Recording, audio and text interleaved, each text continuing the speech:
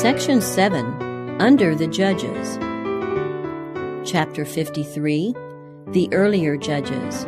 This chapter is based on Judges 6 to 8 and Chapter 10. After the settlement in Canaan, the tribes made no vigorous effort to complete the conquest of the land. Satisfied with the territory already gained, their zeal soon flagged, and the war was discontinued. When Israel was strong, they put the Canaanites to tribute, and did not utterly drive them out. Judges 1, verse 28. The Lord had faithfully fulfilled on his part the promises made to Israel. Joshua had broken the power of the Canaanites, and had distributed the land to the tribes. It only remained for them, trusting in the assurance of divine aid, to complete the work of dispossessing the inhabitants of the land. But this they failed to do. By entering into league with the Canaanites, they directly transgressed the command of God, and thus failed to fulfill the condition on which he had promised to place them in possession of Canaan. From the very first communication of God with them at Sinai, they had been warned against idolatry. Immediately after the proclamation of the law, the message was sent them by Moses concerning the nations of Canaan, "Thou shalt not bow down to their gods, nor serve them, nor do after their works, but thou shalt utterly overthrow them, and quite break down their images. And ye shall serve the Lord your God, and he shall bless thy bread and thy water, and I will take sickness away from the midst of thee." Exodus chapter 23, verses 24 and 25. The assurance was given that so long as they remained obedient, God would subdue their enemies before them. "I will send my fear before thee, and will destroy all the people to whom thou shalt come. And I will make all thine enemies turn their backs unto thee.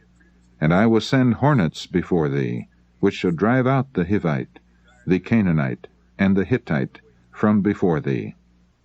I will not drive them out from before thee in 1 year, lest the land become desolate, and the beasts of the field multiply against thee. By little and little I will drive them out from before thee, until thou be increased, and inherit the land. I will deliver the inhabitants of the land into your hand, and thou shalt drive them out before thee. Thou shalt make no covenant with them, nor with their gods. They shall not dwell in thy land, lest they make the sin against me. For if thou serve their gods, it will surely be a snare unto thee." Exodus chapter 23, verses 27 to 33. These directions were reiterated in the most solemn manner by Moses before his death, and they were repeated by Joshua. God had placed his people in Canaan as a mighty breastwork to stay the tide of moral evil, that it might not flood the world. If faithful to him, God intended that Israel should go on conquering and to conquer. He would give into their hands nations greater and more powerful than the Canaanites. The promise was, "If ye shall diligently keep all these commandments which I command you, then will the Lord drive out all these nations from before you, and ye shall possess greater nations and mightier than yourselves. Every place whereon the soles of your feet shall tread shall be yours, from the wilderness and Lebanon, from the river Euphrates, even unto the uttermost sea shall your coast be. There shall no man be able to stand before you, for the Lord your God shall lay the fear of you and the dread of you upon all the land that ye shall tread upon, as he has said unto you." Deuteronomy chapter 11, verses 22 to 25. But regardless of their high destiny, they chose the course of ease and self-indulgence. They let slip their opportunities for completing the conquest of the land, and for many generations they were afflicted by the remnant of those idolatrous people that were, as the prophet had foretold, as pricks in their eyes and as thorns in their sides. Numbers chapter 33, verse 55. The Israelites were mingled among the heathen and learned their works. Psalm 106, verse 35. They intermarried with the Canaanites, and idolatry spread like a plague throughout the land. They served their idols, which were a snare unto them. Yea, they sacrificed their sons and their daughters unto devils, and the land was polluted with blood. Therefore was the wrath of the Lord kindled against his people, insomuch that he abhorred his own inheritance. Psalm 106, verses 36 to 40. Until the generation that had received instruction from Joshua became extinct, idolatry made little headway, but the parents had prepared the way for the apostasy of their children. The disregard of the Lord's restrictions on the part of those who came in possession of Canaan sowed seeds of evil that continued to bring forth bitter fruit for many generations. The simple habits of the Hebrews had secured them physical health, but association with the heathen led to the indulgence of appetite and passion, which gradually lessened physical strength and enfeebled the mental and moral powers. By their sins the Israelites were separated from God. His strength was removed from them, and they could no longer prevail against their enemies. Thus they were brought into subjection to the very nations that through God they might have subdued. They forsook the Lord God of their fathers, which brought them out of the land of Egypt, and guided them in the wilderness like a flock. They provoked him to anger with their high places, and moved him to jealousy with their graven images. Therefore the Lord forsook the tabernacle of Shiloh, the tent which he placed among them, and delivered his strength into captivity, and his glory into the enemy's hand. Judges chapter 2, verse 12, Psalm 78, verses 52, 58, 60, and 61. Yet he did not utterly forsake his people. There was ever a remnant who were true to Jehovah, and from time to time the Lord raised up faithful and valiant men to put down idolatry, and to deliver the Israelites from their enemies. But when the deliverer was dead, and the people were released from his authority, they would gradually return to their idols. And thus the story of backsliding and chastisement, of confession and deliverance, was repeated again and again. The king of Mesopotamia, the king of Moab, and after them the Philistines and the Canaanites of Hazor, led by Sisera, in turn became the oppressors of Israel. Othniel, Shamgar, and Ehud, Deborah, and Barak were raised up as deliverers of their people. But again the children of Israel did evil in the sight of the Lord, and the Lord delivered them into the hand of Midian. Heretofore the hand of the oppressor had fallen but lightly on the tribes dwelling east of the Jordan, but in the present calamities they were the first sufferers. The Amalekites on the south of Canaan, as well as the Midianites on its eastern border and in the deserts beyond, were still the unrelenting enemies of Israel. The latter nation had been nearly destroyed by the Israelites in the days of Moses, but they had since increased greatly and had become numerous and powerful. They had thirsted for revenge, and now that the protecting hand of God was withdrawn from Israel, the opportunity had come. Not alone the tribes east of Jordan, but the whole land suffered from their ravages. The wild, fierce inhabitants of the desert, as locusts for multitudes, Judges chapter 6, verse 5, Revised Version, came swarming into the land with their flocks and herds. Like a devouring plague they spread over the country from the river Jordan to the Philistine plain. They came as soon as a harvest began to ripen, and remained until the last fruits of the earth had been gathered. They stripped the fields of their increase, and robbed and maltreated the inhabitants, and then returned to their deserts. Thus the Israelites dwelling in the open country were forced to abandon their homes and to congregate in walled towns, to seek refuge in fortresses, or even to find shelter in caves and rocky fastnesses among the mountains. For 7 years this oppression continued, and then, as the people in their distress gave heed to the Lord's reproof and confessed their sins, God again raised up a helper for them. Gideon was the son of Joash of the tribe of Manasseh. The division to which this family belonged held no leading position, but the household of Joash was distinguished for courage and integrity. Of his brave sons, it is said, each one resembled the children of a king. All but one had fallen in the struggles against the Midianites, and he had caused his name to be feared by the invaders. To Gideon came the divine call to deliver his people. He was engaged at the time in threshing wheat. A small quantity of grain had been concealed, and not daring to beat it out on the ordinary threshing floor, he had resorted to a spot near the winepress, for the season of ripe grapes being still far off, little notice was now taken of the vineyards. As Gideon labored in secrecy and silence, he sadly pondered upon the condition of Israel, and considered how the oppressor's yoke might be broken from off his people. Suddenly the angel of the Lord appeared, and addressed him with the words, "Jehovah is with thee, thou mighty man of valor." "Oh, my Lord," was his answer, "if the Lord be with us, why then is all this befallen us? And where be all his miracles which our fathers told us of, saying, Did not the Lord bring us up from Egypt? But now the Lord hath forsaken us, and delivered us into the hands of the Midianites." The messenger of heaven replied, "Go in this thy might, and thou shalt save Israel from the hand of the Midianites. Have not I sent thee?" Gideon desired some token that the one now addressing him was the covenant angel, who in time past had wrought for Israel. Angels of God who communed with Abraham had once tarried to share his hospitality, and Gideon now entreated the divine messenger to remain as his guest. Hastening to his tent, he prepared from his scanty store a kid and unleavened cakes, which he brought forth and set before him. But the angel bade him, "Take the flesh and the unleavened cakes, and lay them upon this rock, and pour out the broth." Gideon did so, and then the sign which he had desired was given. With the staff in his hand, the angel touched the flesh and the unleavened cakes, and a flame bursting from the rock consumed the sacrifice. Then the angel vanished from his sight.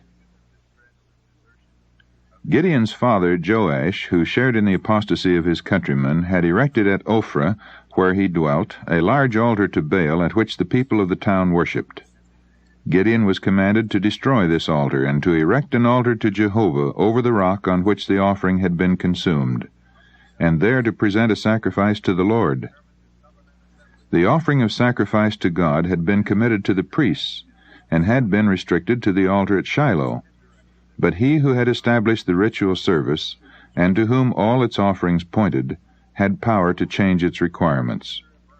The deliverance of Israel was to be preceded by a solemn protest against the worship of Baal.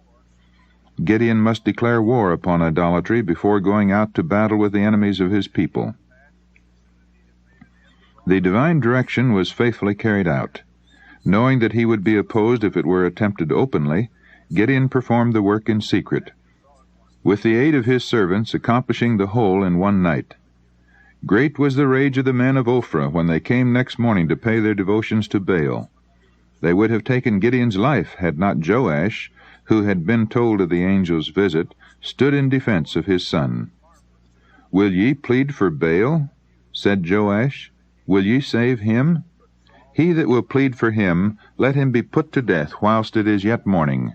If he be a god, let him plead for himself, because one hath cast down his altar." If Baal could not defend his own altar, how could he be trusted to protect his worshippers? All thoughts of violence toward Gideon were dismissed, and when he sounded the trumpet of war, the men of Ophrah were among the first to gather to his standard. Heralds were dispatched to his own tribe of Manasseh, and also to Asher, Zebulun, and Naphtali, and all answered to the call. Gideon dared not place himself at the head of the army without still further evidence that God had called him to this work, and that he would be with him. He prayed, "If thou wilt save Israel by mine hand, as thou hast said, behold, I will put a fleece of wool on the floor, and if the dew be on the fleece only, and it be dry upon all the earth besides, then shall I know that thou wilt save Israel by mine hand, as thou hast said." In the morning the fleece was wet, while the ground was dry. But now a doubt arose, since wool naturally absorbs moisture when there is any in the air. The test might not be decisive. Hence he asked that the sign be reversed, pleading that his extreme caution might not displease the Lord. His request was granted. Thus encouraged, Gideon led out his forces to give battle to the invaders. All the Midianites and the Amalekites and the children of the east were gathered together, and went over and pitched in the valley of Jezreel. The entire force under Gideon's command numbered only 32,000 men. But with a vast host of the enemy spread out before him, the word of the Lord came to him, The people that are with thee are too many for me to give the Midianites into their hands, lest Israel vaunt themselves against me, saying, Mine own hand hath saved me. Now therefore go to, proclaim in the ears of the people, saying, Whosoever is fearful and afraid, let him return and depart early from Mount Gilead. Those who were unwilling to face danger and hardships, or whose worldly interests would draw their hearts from the work of God, would add no strength to the armies of Israel. Their presence would prove only a cause of weakness. It had been made a law in Israel that before they went to battle, the following proclamation should be made throughout the army. What man is there that hath built a new house, and hath not dedicated it? Let him go and return to his house, lest he die in the battle, and another man dedicate it. And what man is he that hath planted a vineyard, and hath not yet eaten of it? Let him also go and return unto his house, lest he die in the battle, and another man eat of it. And what man is there that hath betrothed a wife, and hath not taken her? Let him go and return unto his house, lest he die in the battle, and another man take her. And the officers were to speak further to the people, saying, What man is there that is fearful and faint-hearted? Let him go and return unto his house, lest his brethren's heart faint as well as his heart. Deuteronomy chapter 20, verses 5 to 8. Because his numbers were so few compared with those of the enemy, Gideon had refrained from making the usual proclamation. He was filled with astonishment at the declaration that his army was too large. But the Lord saw the pride and unbelief existing in the hearts of his people. Aroused by the stirring appeals of Gideon, they had readily enlisted, but many were filled with fear when they saw the multitudes of the Midianites. Yet had Israel triumphed, those very ones would have taken the glory to themselves instead of ascribing the victory to God. Gideon obeyed the Lord's direction, and with a heavy heart he saw 22,000, or more than 2/3 of his entire force, depart for their homes. Again the word of the Lord came to him, The people are yet too many. Bring them down unto the water, and I will try them for thee there. And it shall be, that of whom I say unto thee, This shall go with thee, the same shall go with thee. And of whomsoever I say unto thee, This shall not go with thee, the same shall not go. The people were led down to the waterside, expecting to make an immediate advance upon the enemy. A few hastily took a little water in the hand and sucked it up as they went on, but nearly all bowed upon their knees and leisurely drank from the surface of the stream. Those who took of the water in their hands were but 300 out of 10,000, yet these were selected. All the rest were permitted to return to their homes. By the simplest means, character is often tested. Those who, in time of peril, were intent upon supplying their own wants were not the men to be trusted in an emergency. The Lord has no place in his work for the indolent and self-indulgent. The men of his choice were the few who would not permit their own wants to delay them in the discharge of duty. The 300 chosen men not only possessed courage and self-control, but they were men of faith. They had not defiled themselves with idolatry.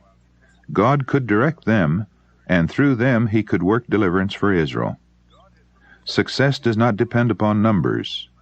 God can deliver by few as well as by many. He is honored not so much by the great numbers as by the character of those who serve him. The Israelites were stationed on the brow of a hill overlooking the valley, where the hosts of the invaders lay encamped. And the Midianites and the Amalekites and all the children of the east lay along in the valley like locusts for multitude, and their camels were without number, as the sand which is upon the seashore for multitude. Judges chapter 7, verse 12, the Revised Version. Gideon trembled as he thought of the conflict of the morrow. But the Lord spoke to him in the night season, and bade him, with Phurah, his attendant, go down to the camp of the Midianites, intimating that he would there hear something for his encouragement. He went, and, waiting in the darkness and silence, he heard a soldier relating a dream to his companion. Lo, a cake of barley bread tumbled into the host of Midian, and came unto a tent, and smote it that it fell, and overturned it, that the tent lay along. The other answered in words that stirred the heart of that unseen listener, "This is nothing else save the sword of Gideon the son of Joash, a man of Israel. For into his hand hath God delivered Midian and all the host." Gideon recognized the voice of God speaking to him through those Midianitish strangers. Returning to the few men under his command, he said, "Arise, for the Lord hath delivered into your hand the host of Midian." By divine direction, a plan of attack was suggested to him, which he immediately set out to execute. The 300 men were divided into 3 companies. To every man were given a trumpet, and a torch concealed in an earthen pitcher. The men were stationed in such a manner as to approach the Midianite camp from different directions. In the dead of night, at a signal from Gideon's war horn, the 3 companies sounded their trumpets. Then, breaking their pitchers and displaying the blazing torches, they rushed upon the enemy with the terrible war cry, "The sword of the Lord and of Gideon!" The sleeping army was suddenly aroused. Upon every side was seen the light of the flaming torches. In every direction was heard the sound of trumpets with the cry of the assailants.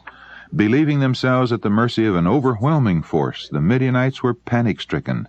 With wild cries of alarm, they fled for life, and mistaking their own companions for enemies, they slew one another. As news of the victory spread, thousands of the men of Israel who had been dismissed to their homes returned and joined in pursuit of their fleeing enemies. The Midianites were making their way toward the Jordan, hoping to reach their own territory beyond the river. Gideon sent messengers to the tribe of Ephraim, rousing them to intercept the fugitives at the southern fords. Meanwhile, with his 300 faint yet pursuing, Gideon crossed the stream hard after those who had already gained the farther side. The 2 princes, Zebah and Zalmunna, who had been over the entire host, and who had escaped with an army of 15,000 men, were overtaken by Gideon, their force completely scattered, and the leaders captured and slain. In this signal defeat, not less than 120,000 of the invaders perished. The power of the Midianites was broken, so that they were never again able to make war upon Israel. The tidings spread swiftly far and wide that Israel's God had again fought for his people. No words can describe the terror of the surrounding nations when they learned what simple means had prevailed against the power of a bold, warlike people. The leader whom God chose to overthrow the Midianites occupied no prominent position in Israel. He was not a ruler, a priest, or a Levite. He thought himself the least in his father's house. But God saw in him a man of courage and integrity. He was distrustful of himself and willing to follow the guidance of the Lord. God does not always choose for his work men of the greatest talents, but he selects those whom he can best use. Before honor is humility. Proverbs 15, verse 33. The Lord can work most effectually through those who are most sensible of their own insufficiency, and who will rely upon him as their leader and source of strength. He will make them strong by uniting their weakness to his might, and wise by connecting their ignorance with his wisdom. If they would cherish true humility, the Lord could do much more for his people, but there are few who can be trusted with any large measure of responsibility or success without becoming self-confident and forgetful of their dependence upon God. This is why, in choosing the instruments for his work, the Lord passes by those whom the world honors as great, talented, and brilliant. They are too often proud and self-sufficient. They feel competent to act without counsel from God. The simple act of blowing a blast upon the trumpet by the army of Joshua around Jericho, and by Gideon's little band about the host of Midian, was made effectual through the power of God to overthrow the might of his enemies. The most complete system that men have ever devised, apart from the power and wisdom of God, will prove a failure, while the most unpromising methods will succeed when divinely appointed and entered upon with humility and faith. Trust in God and obedience to his will are as essential to the Christian in the spiritual warfare as to Gideon and Joshua in their battles with the Canaanites. By the repeated manifestations of his power in behalf of Israel, God would lead them to have faith in him, with confidence to seek his help in every emergency. He is just as willing to work with the efforts of his people now, and to accomplish great things through weak instrumentalities. All heaven awaits our demand upon its wisdom and strength. God is able to do exceeding abundantly above all that we ask or think. Ephesians chapter 3, verse 20. Gideon returned from pursuing the enemies of the nation to meet censure and accusation from his own countrymen. When at his call the men of Israel had rallied against the Midianites, the tribe of Ephraim had remained behind.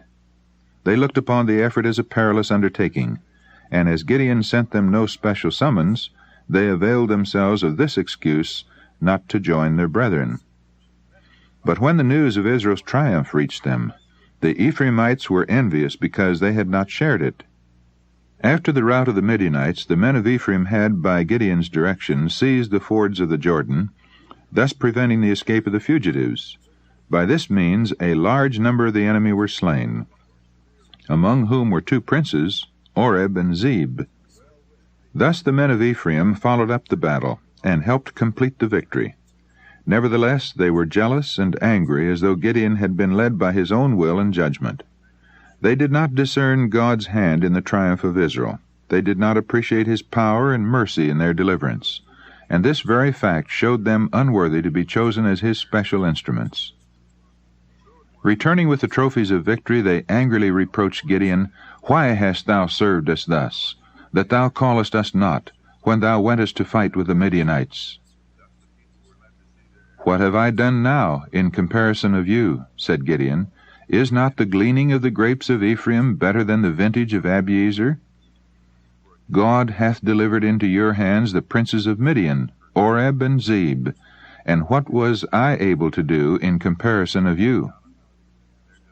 The spirit of jealousy might easily have been fanned into a quarrel that would have caused strife and bloodshed, but Gideon's modest answer soothed the anger of the men of Ephraim, and they returned in peace to their homes.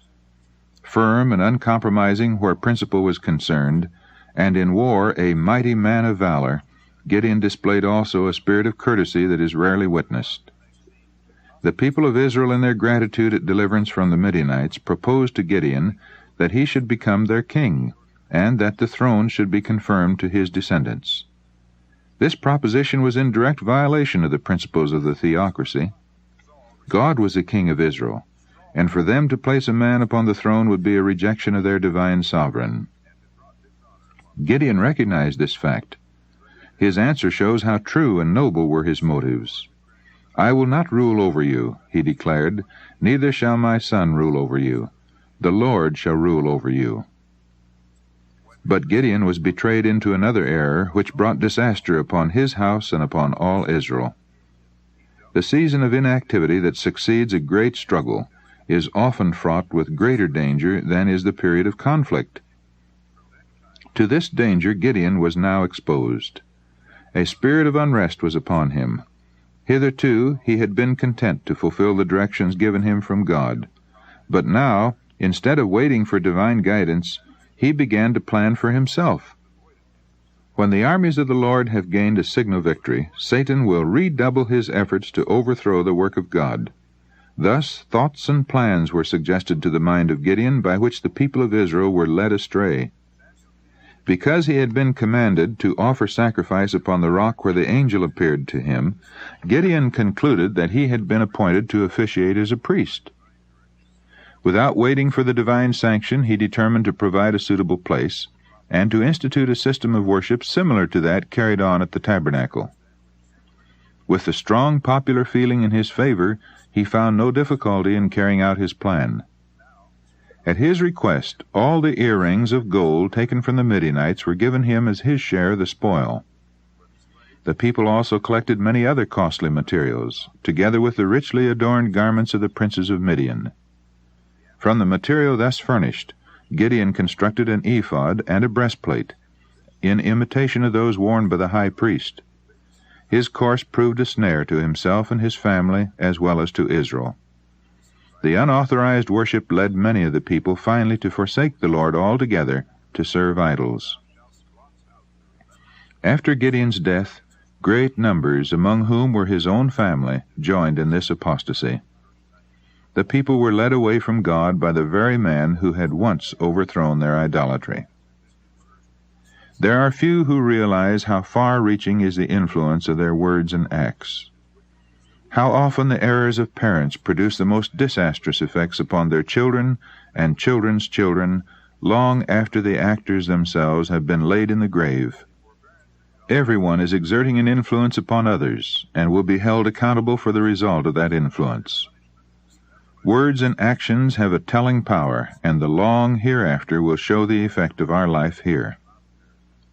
The impression made by our words and deeds will surely react upon ourselves in blessing or in cursing. This thought gives an awful solemnity to life, and should draw us to God in humble prayer that He will guide us by His wisdom. Those who stand in the highest positions may lead astray. The wisest err. The strongest may falter and stumble. There is need that light from above should be constantly shed upon our pathway. Our only safety lies in trusting our way implicitly to Him who has said, "Follow me." After the death of Gideon, the children of Israel remembered not the Lord their God, who had delivered them out of the hands of all their enemies on every side. Neither showed they kindness to the house of Jerubbaal, namely Gideon, according to all the goodness which he had showed unto Israel. Forgetful of all that they had owed to Gideon, their judge and deliverer, the people of Israel accepted his base-born son Abimelech as their king, who, to sustain his power, murdered all but one of Gideon's lawful children. When men cast off the fear of God, they are not long in departing from honor and integrity. An appreciation of the Lord's mercy will lead to an appreciation of those who, like Gideon, have been employed as instruments to bless his people. The cruel course of Israel toward the house of Gideon was what might be expected from a people who manifested so great ingratitude to God. After the death of Abimelech, the rule of judges who feared the Lord served for a time to put a check upon idolatry, but ere long the people returned to the practices of the heathen communities around them.